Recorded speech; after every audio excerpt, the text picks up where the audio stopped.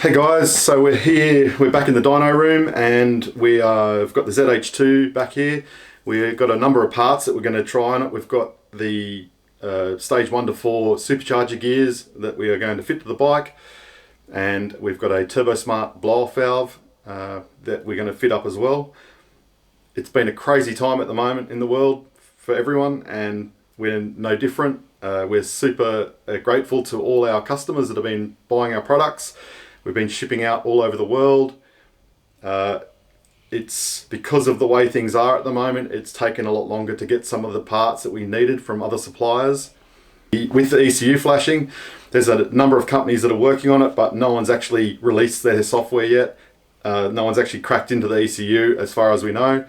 So when fitting supercharger gears, you can't just put more boost into the motor without being able to adjust your fueling and your timing, ignition timing. So we have come up with a workaround. We're going to use a Dynojet Powercommander. They don't make a Powercommander for the ZH2 at the moment. We're using one for a ZX10, which we're going to adapt to work with the bike.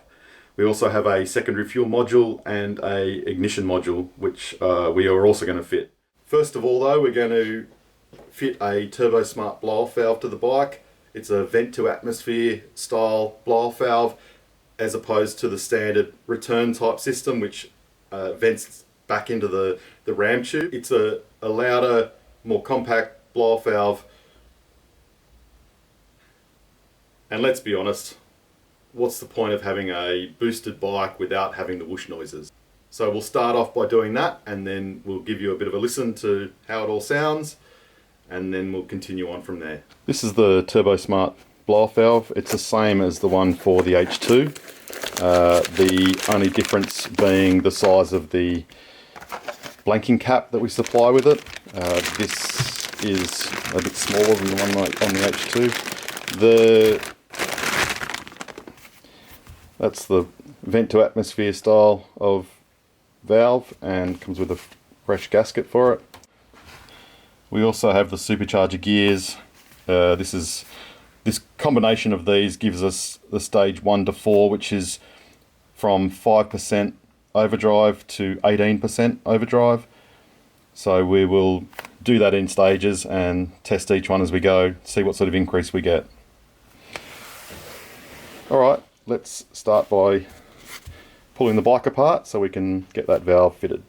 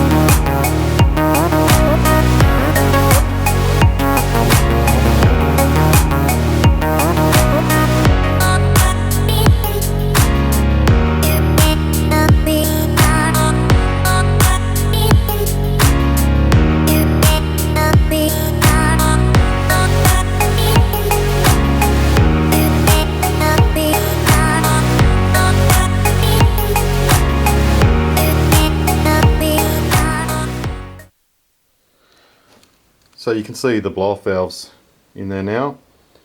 I'll throw a couple of clips up here of riding the bike with it fitted, and you can see how it sounds.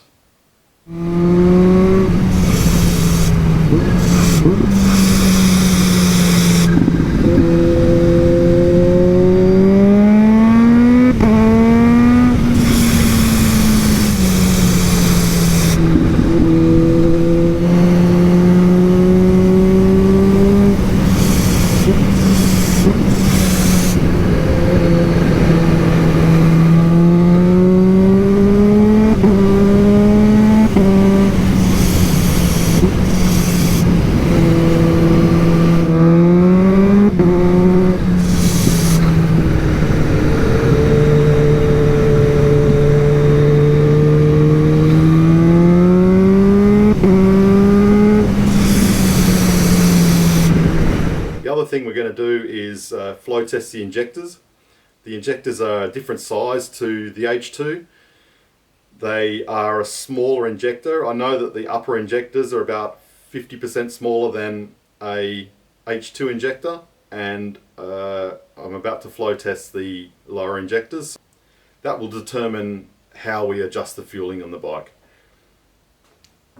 Right, so we've got our 3 injectors that we want to test here. We've got the pink upper injector from the ZH2. We've got the green is the lower injector from the ZH2. And this grey one over here is the H2 injector. The earlier models have the same injector, top and bottom. So that's that one. I'll just show you a little comparison of the flow of all of them.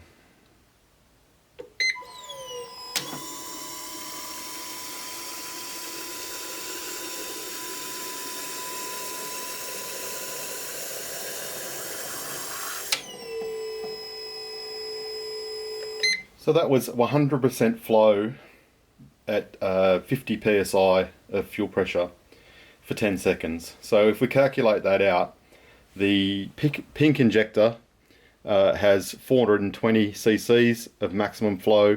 The green injector is 370 cc's, and the grey H2 injector is 630 cc's. So you can see that the capacity of both the ZH2 injectors, which are, by the way, the same as an SX. They run the same size injectors. So they are much less than an H2 injector. So the horsepower flow capacity is much less. So I think we'll definitely be looking at doing a H2 injector swap when we boost this up. Thought I'd just give you a little look around what we're doing so far. We've got the Powercommander 5 in there, and the ignition module. Still got to connect up a couple of wires and put the CAN cable in, but it's basically wired up. The ZX10 Powercommander, the reason I've used that is because it taps into straight into the injectors rather than an H2 Powercommander, which connects to this connector. This connector on the ZH2 is different to the one on the H2, and I haven't been able to find the actual correct connector to join onto that. That's why we went with this style, because it's an easier way to adapt a Powercommander from a different bike. Speed sensor on the ZH2 is up the front here, and the cable for the Powercommander was long enough to reach. It was just moving a few wires around. That orange wire that we've run throughout down here is for the water temp sensor. I had to extend that from the other side. On the other side here, there's a few things. The crank angle sensor, I made a little patch harness that plugs into the ZX10 Powercommander harness, because I didn't want to chop the plugs off yet. Just wanted to make sure it all works. And that runs up around the side here, up to in the front there's the crank pickup connector.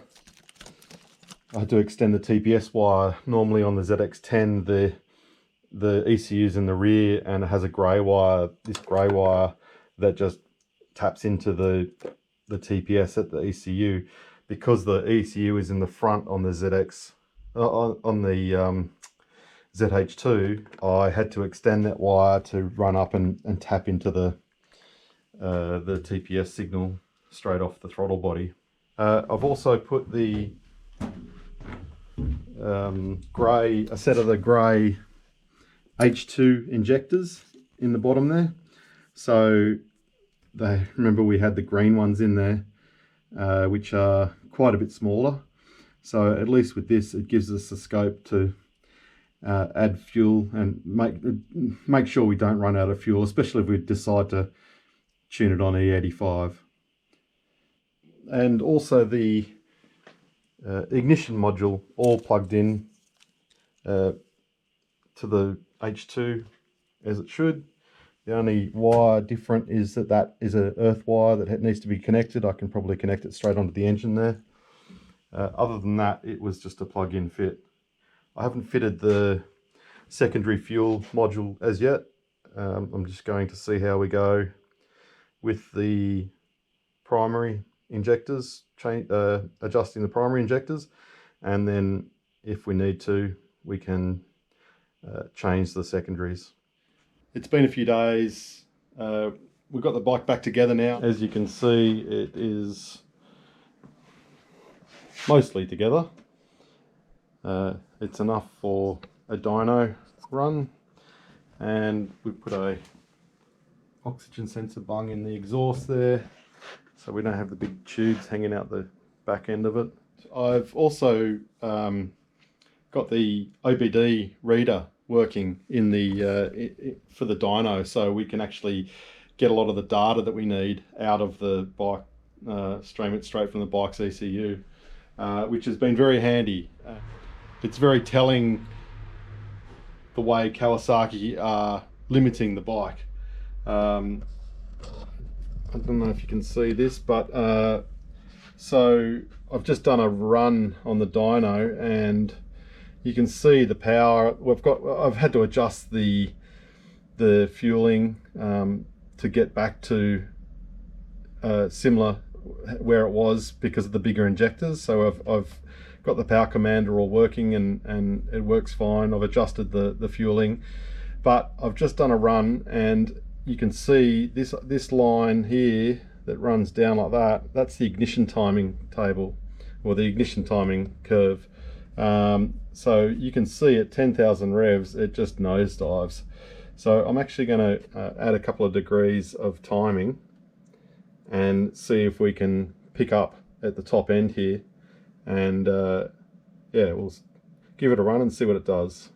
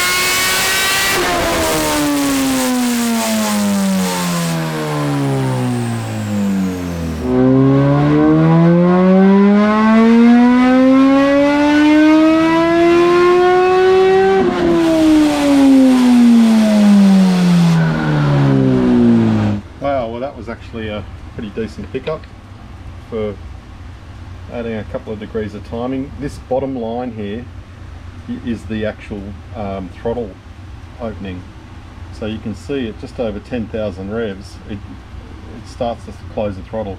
Nothing we can do about that at this stage until the ECU gets cracked, but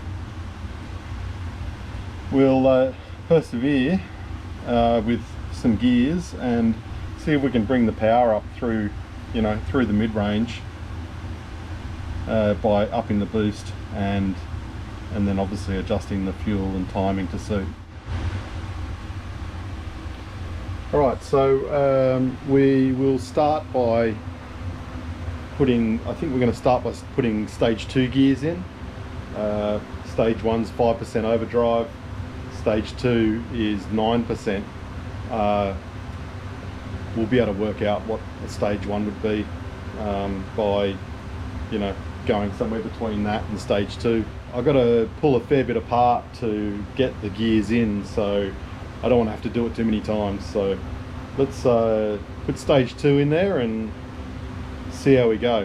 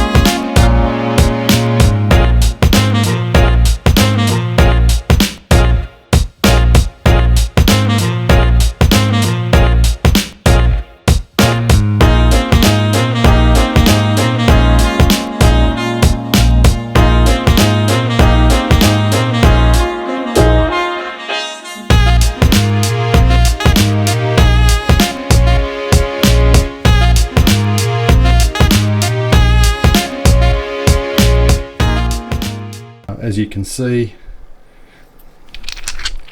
the lower drive gear is 1 tooth bigger than the OEM, and the upper gear is 1 tooth smaller. That gives us our overdrive ratio of 9%. And they also mesh perfectly with OEM gears, which means that they will also fit the chain perfectly. It sits exactly how it's supposed to.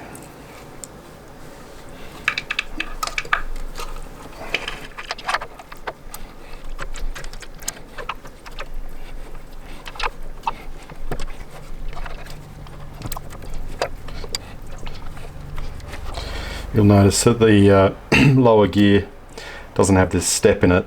It's only a millimetre difference and it still works fine. This is the same gear as what's on the H2, and the H2 doesn't have this recess. The gears work the same. On the H2 they have a drilled holes around here for lubrication, which this gear is drilled, but the lubrication doesn't go through the gear on this bike, so the holes just don't do anything.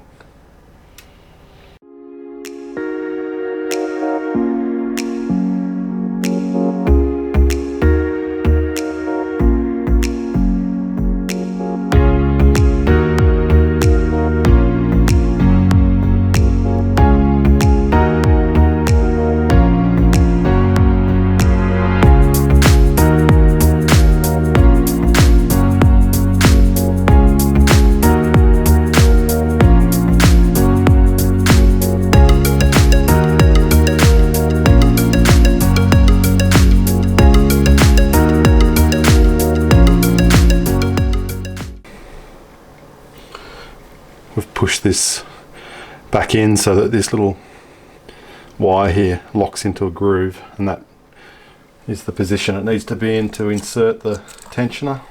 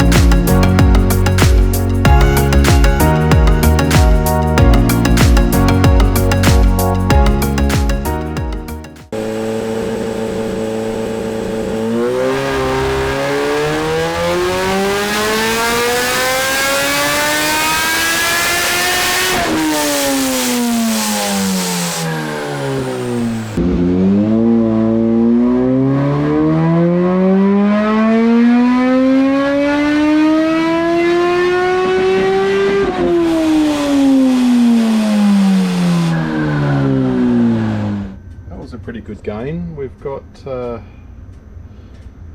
just change some colours here because it's a bit hard to see.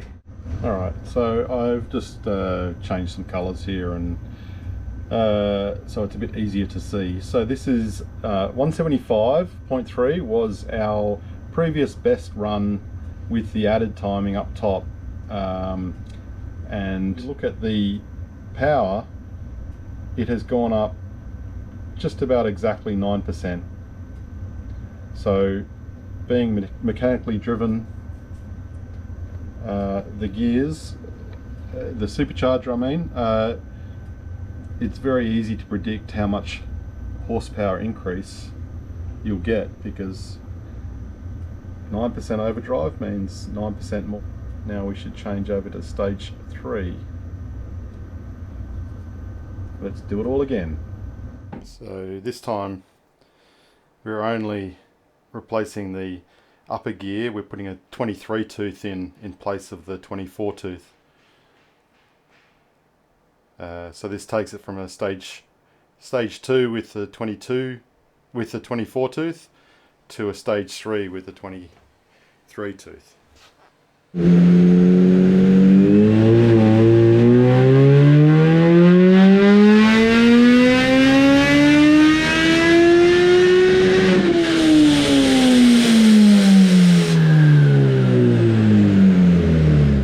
Here's how we've ended up. We've had pretty good gains. We ended up with about, over stock, we've ended up with about 40 horsepower increase.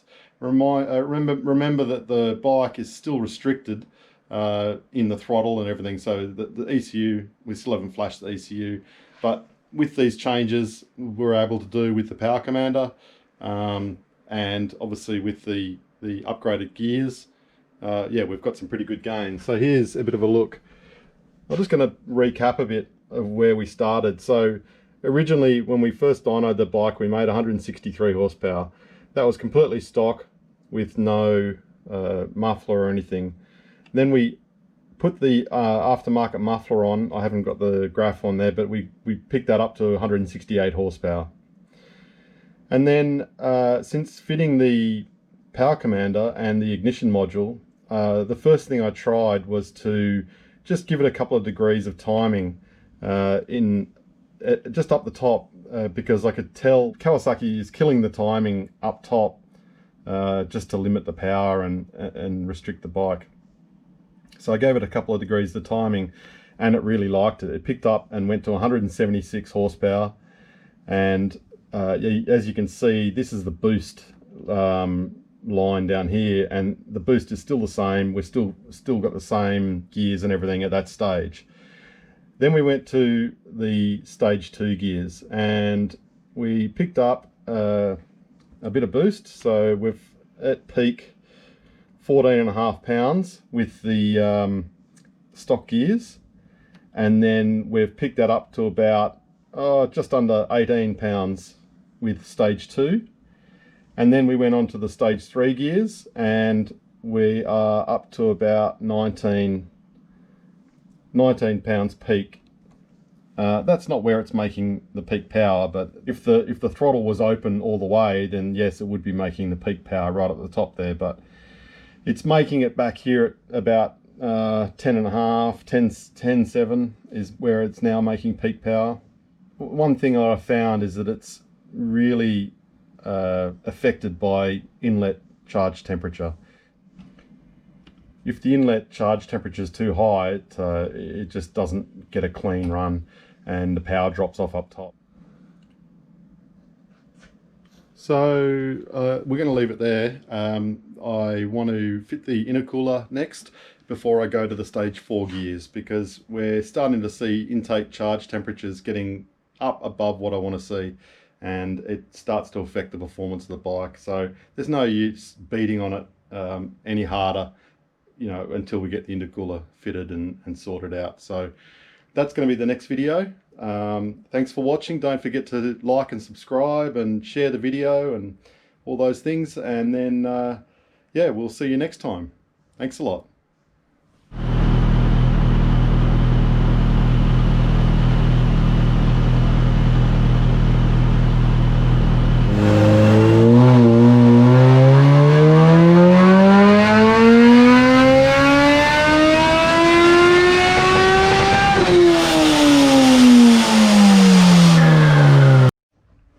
wow, 206 horsepower and 105 foot-pounds of torque. That's not bad for a still restricted bike, is it? Awesome. See you next time.